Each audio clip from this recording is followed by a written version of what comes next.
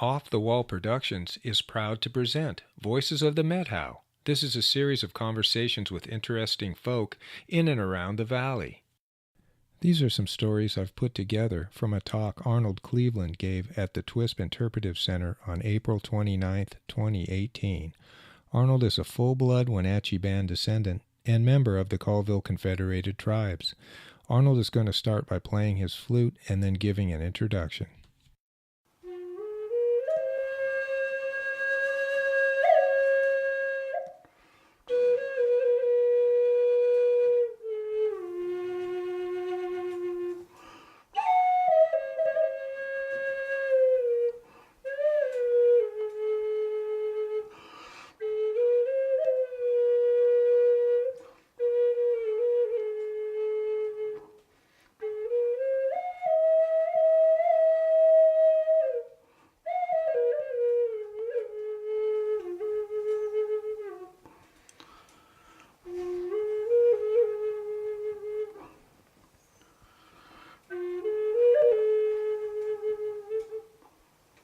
Thank you. I was born in 39.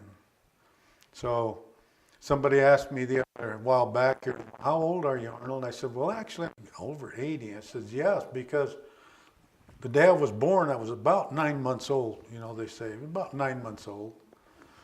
So the first year that you're here on earth, you start out from that day one and that first year.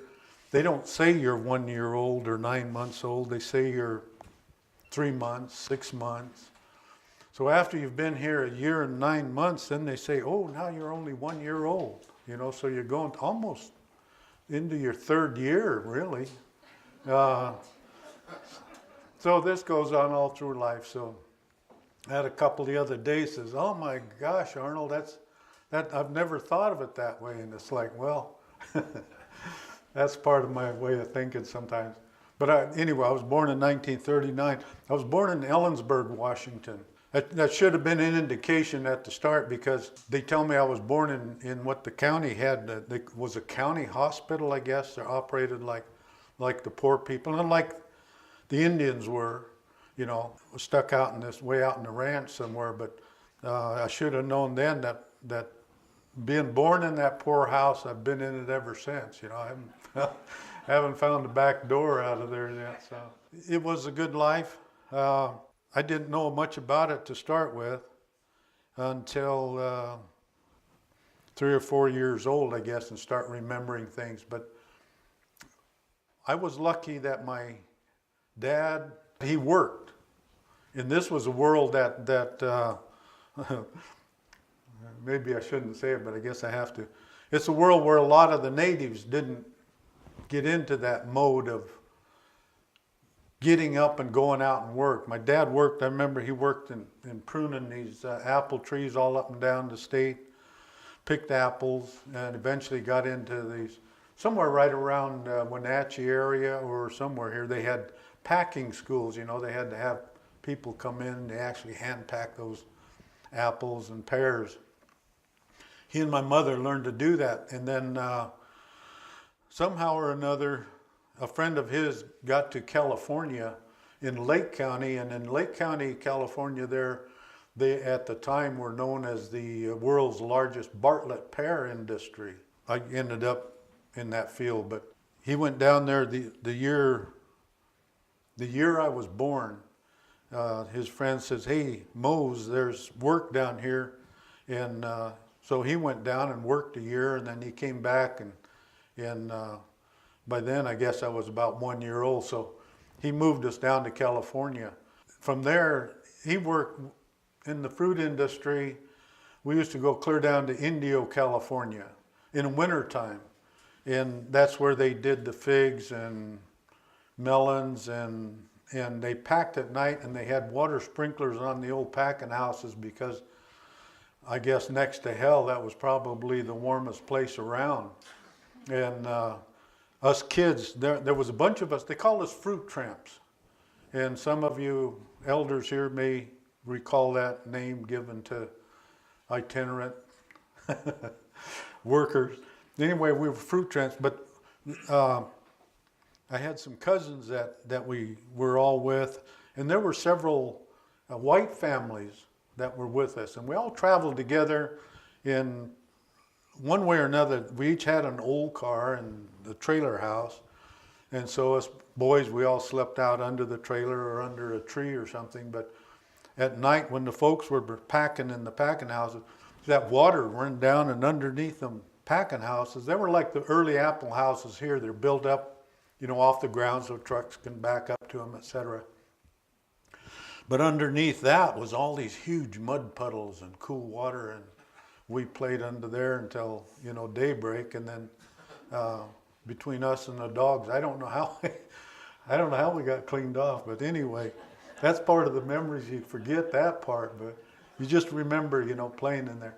But we traveled from there, and then he would go to Chula Vista, and in San Diego area at the time was a lot of grapefruit, oranges, avocados, and some row fruits, I think, lettuce and some things. But as the year progressed, we moved from one little town down there to another, and all the different fruits and vegetables, I guess you'd say, because I remember we worked in the asparagus, lettuce, cherries, apricots, peaches. Lord, I can't remember. And then we'd work all the way up to pears in Lake County, went usually through July and August. And then the end of August, we'd move up here and we'd pack apples in Wenatchi, Cashmere. Early days, my dad and them would even end up in Oroville up there working in packing houses. I kind of spent most of my time in Ellensburg. My grandmother had a ranch down there, and my mother was an alcoholic. And one of the early stories that my grandma told me was, after I was born, I guess I wasn't very old, but my mom left me with a family there in Ellensburg, white family, and they must have had me, they figured about 2 or 3 months. And my mom split. Don't know where she went, but she split. And my grandma happened to be in town one day and in the grocery store, and this lady come up there, and I guess it was me in the little cart or whatever she had, and she told my grandma Ida, oh, look at our new baby. And grandma kept looking and looking and looking, and finally the gal confessed that it was me there. So she took me back out to the ranch, and she had a big ranch, and over the years, growing up there was my home basically. But we milked, I think there was normally 15 to 21, 22 head of cows. And I think that's what turned me against farming, because I remember the old shed, and it looked like one of these old mud huts. It had a straw roof on it, and inside, you couldn't keep it clean, and those cows were not the cleanest. I mean, they'd crap and their tails and stuff, and we had to milk those suckers twice a day. So your whole life was built around those cows, And then on top of that, we had the chickens and the pigs and the horses, but it was neat. It was a neat life during my young years, looking back, because we worked with horses. Everything was horses. We couldn't afford tractors and all that stuff, so we had horses. And gosh, that was the neatest thing. And I remember I was 5 years old, and my job was on them old hay mows. Remember those hay mows that come and throw that hay up? And they hand stack that loose stacks. My job was to ride the horse. And I went up and tied a rope on it, went down picked the levers up, and then back her up really fast. And you got up there, and you had to do it just right, so when that hay mow hit them springs, it had to kick back, and you had to run forward a little bit and stop and catch it, and then let it down easy, So that's the first thing I remember doing. And then next year I graduated, and I was the mowing sickle sharpener, I guess you'd call me, because those sickles would come in and had those little rivets on it. And we had one of those big old wheels, grinder wheels, you pedal, and had the little water bucket on it. And boy, you'd get that thing going. Well, I had to take the rivets out and pop them out and put new ones in there. You know, run over another machine, put the rivets in there. After they're sharpened, had to sharpen them blades. So that was, I think that was the beginning of my mechanical career. Being out in the, I guess I could say, white world, working, packing houses with all these big companies and corporations and co-ops and even the individual. I got kind of a clue one year. I was working at this big co-op in Lake County there, Pear Co-op, and it was the largest co-op there in Lake County at the time. I was a packing house supervisor, and we had an exceptionally big tonnage year. And things got kind of mixed up when the fruit tramps started disappearing and going out and getting jobs, or, you know, kids not coming into the business, etc. So we started getting a lot of the grandkids coming, you know, oh, my daughter's, you know, she's going to college this fall, so we want her to work for, you know, a couple of weeks. And then it kind of got more like that. They weren't there to work to make a living. They were there because they wanted to make a couple extra bucks.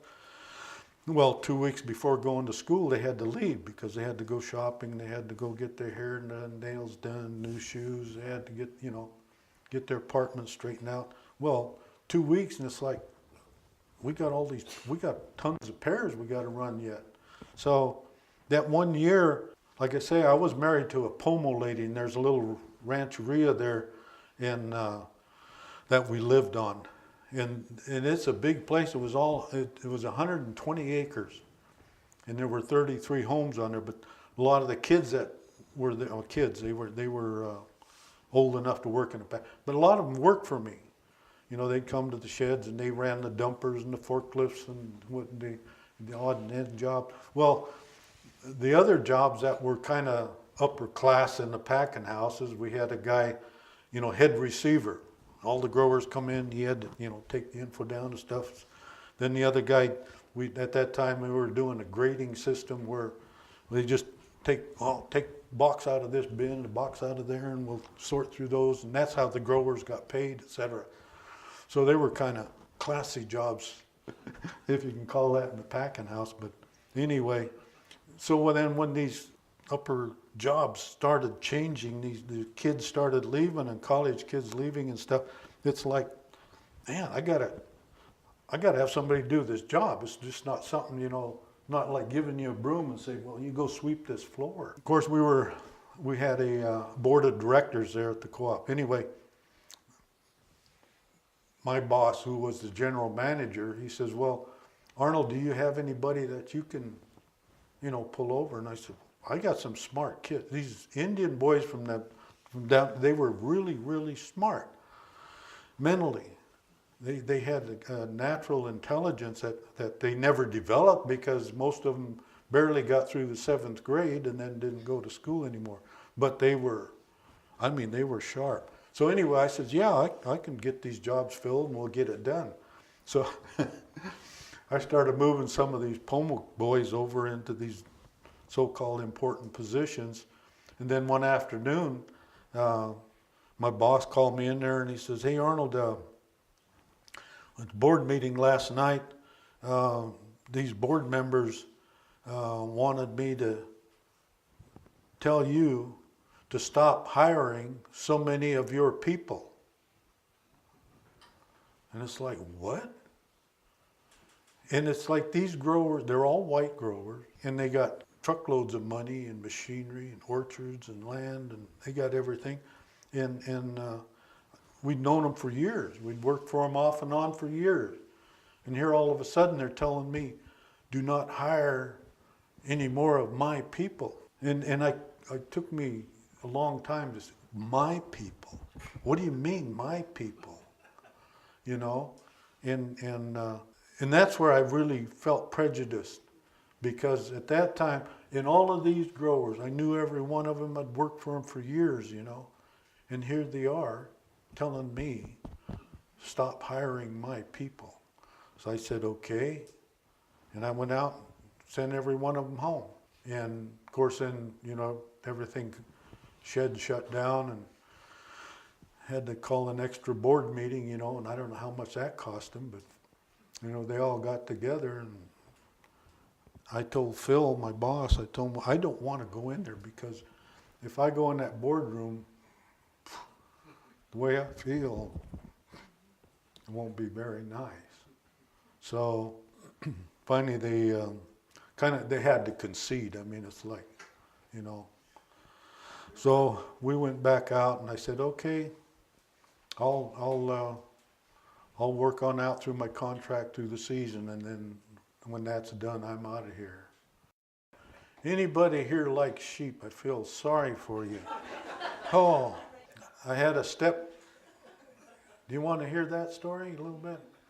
I had a step granddad, and he was Italian, and he had, I think there was 5 of those boys, and they came over when they were, I guess, around 15, 16 years old. They actually came over from Italy and went through that Ellis Island, got in, and they went to work on the railroads. Well, they worked their way across the United States, and I don't know why they decided that Vantage was a good place to get off, but anyway, they pooled their money, and I guess they had enough. They bought some acreage there just south of Vantage, little ways down the river there, and they had quite a bit of acreage.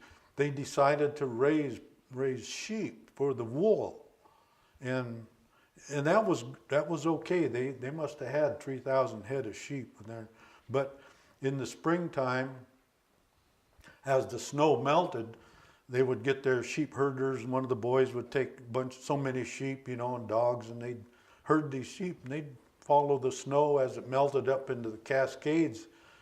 And then by the end of summer, they'd be way up on the top. Well, then fall, they'd all start coming back. Well, my grandmother's ranch there, she had 360 acres there, pretty good sized chunk north of Ellensburg. And that was one of their chuck wagon stops. So these guys would come and they'd park his chuck wagon there, and it'd take about 2 weeks for these herd of sheep to go through. And Tony happened to be one of the brothers herders up there. Well, for some reason, my grandpa passed away in 37. After that's when Tony come through, and then him and my grandmother, eventually the boys decided they were going to sell their sheep ranch and everything over there, and they moved into Ellensburg and became house builders, movers. They moved houses. It was really neat, because if you wanted this, probably not this building nowadays, but them old houses, they could jack them up, and they'd put these wheels under them, and they'd drag them off to another lot or something, And these guys were all like little ants. I mean, they weren't big people, to start with, but man, they just get on those buildings and crawl underneath, and they're stacking these things and move those buildings out. Well, they decided to sell the sheep and went into that business. So Tony brought about 300 head of these sheep to the ranch. Up to that point, I had never been involved with them. But the doggone rascals, they, in the January and February, coldest months of the year, that's when they would lamb. And about 98% of them, you had to, you're pulling these twins and triplets out. And about 80% of them, the mother wouldn't take. So you made this bucket with these, I think there was like 6 nipples out of it. So you're out there, with 6 on this, 6 on this, taking care of those little rascals. Oh, man. Then no sooner get done with that, they're just big enough, on their tails. Well, then it's snowing. Well, it's time to move the sheep up in the hills. And then, of course, then you had to get, you had to cut their tails, you had to castrate them, you had to shear them. And, of course, my job was catheterizing them. You had all we used was those hot irons. You build a fire, get them irons hot, on their tail, and they're kicking and screaming. And then you had to cut, and then my aunt had to pull the testicles out and spit them in the bucket and, shear them. I tell you, I just could not bring myself to like another sheep. Even driving now, Gail, every time we see a sheep, it's like, PTSD, I'll tell you. Bad.